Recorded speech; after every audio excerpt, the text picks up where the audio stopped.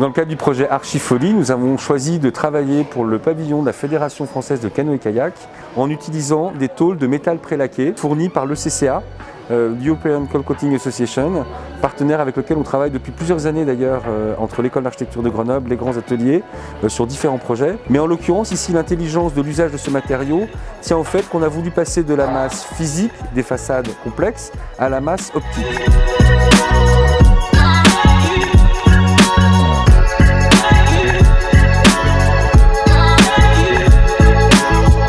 On a décidé de partir sur 4 couches de métal prélaqué de 1,5 chacune, avec une partie de couleur blanche et une arrière-partie de couleur, le derrière de couleur bleue pour faire un petit effet rétro-éclairage qui rappelle aussi le milieu aquatique. Grâce aux outils numériques, on a pu atteindre une maîtrise des percements dans la façade en métal prélaqué. Avec la latitude, la longitude, on a pu trouver l'orientation solaire pour faire coordonner les façades de manière à ce qu'on ait de la lumière au temps voulu. Par exemple, à 16h au solstice d'été, on sait où il va y avoir un percement de lumière qui va atteindre le sol. Il se trouve que cette paroi qui est ajourée avec tous ces trous a été raisonnée par rapport à l'orientation du soleil pour faire en sorte que des rayons passent à travers la paroi et viennent faire ce qu'on appelle un phénomène de caustique.